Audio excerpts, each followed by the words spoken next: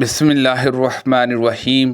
نبی کریم صلی اللہ علیہ وسلم نے سواروں کا ایک لشکر نجد کی طرف بھیجا جو بنو حنیفہ کے ایک شخص سمنہ بن اسال کو پکڑ لائے اور مسجد کے ایک ستون سے اس کو باندھ دیا۔ عبداللہ بن ابی اردہ اسلمی رضی اللہ عنہ پر ان کا قرض تھا۔ ان سے ملاقات ہوئی تو انہوں نے ان کا پیچھا کیا، پھر دونوں کی گفتگو تیز ہونے لگی اور آواز بلند ہو گئی۔ اتنے میں رسول کریم صلی اللہ علیہ وسلم کا ادھر سے گزر ہوا اور آپ نے فرمایا، اے کعب، اور آپ نے اپنے ہاتھ سے اشارہ کر کے گویا یہ فرمایا کہ آدھے قرض کی کمی کر دے۔ چنانچہ انہوں نے آدھا لے لیا اور آدھا قرض معاف کر دیا۔ میں جاہلیت کے زمانے میں لوہے کا کام کرتا تھا اور عاص بن وال کافر پر میرا کچھ روپے قرض تھے۔ میں اس کے پاس تقاضا کرنے گیا تو اس نے مجھ سے کہا کہ جب تک تو محمد صلی اللہ علیہ وسلم کا انکار نہیں کرے گا میں تیرا قرض ادا نہیں کروں گا۔ میں نے کہا، ہرگز نہیں، خدا کی قسم میں حضرت محمد صلی اللہ علیہ وسلم کا انکار کبھی نہیں کر سکتا جہاں تک کہ اللہ تعالیٰ تمہیں مارے اور پھر تم کو اٹھائے۔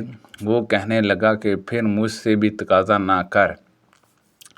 میں جب مر کے دوبارہ زندہ ہوں گا اور مجھے دوسری زندگی میں مال اور اولاد دی جائے گی تو تمہارا قرض بھی ادا کر دوں گا۔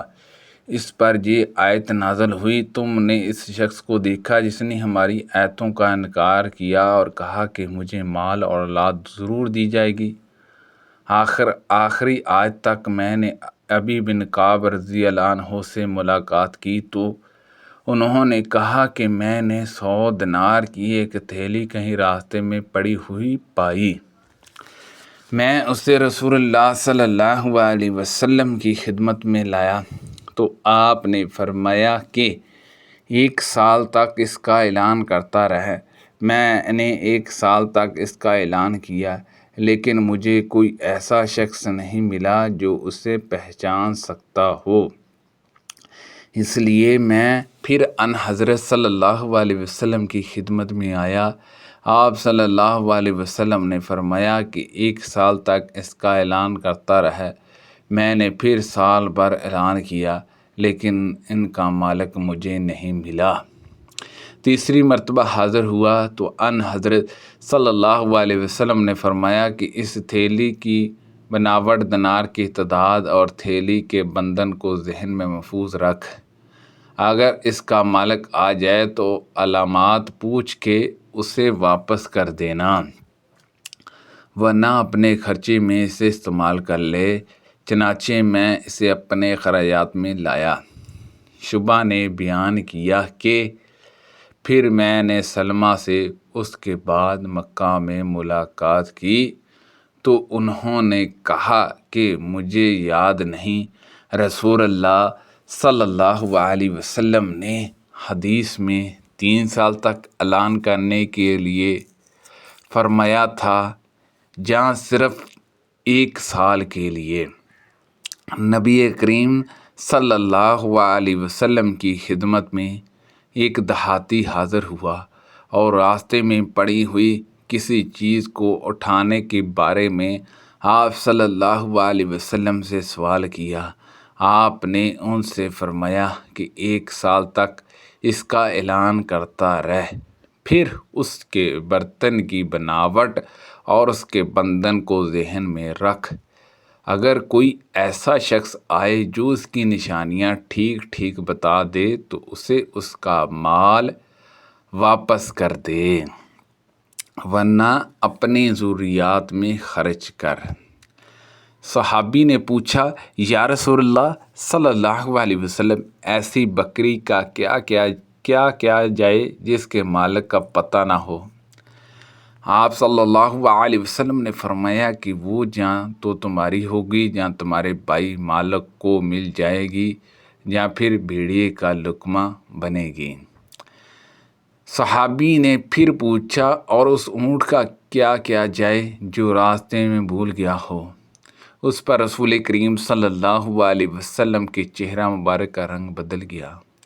آپ نے فرمایا، تمہیں اس سے کیا مطلب؟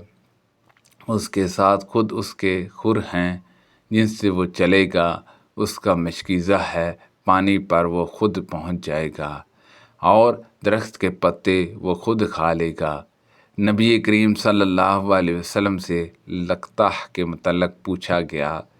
وہ یقین رکھتے تھے کہ آپ صلی اللہ علیہ وسلم نے فرمایا، اس کے برتن کی بناوٹ اور اس کے بندن کو ذہن میں رکھ، پھر 1 سال تک اس کا اعلان کرتا رہ۔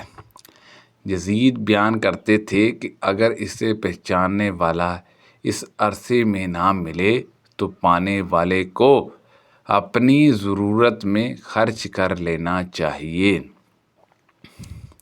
اور یہ اس کے پاس امانت کے طور پر ہوگا۔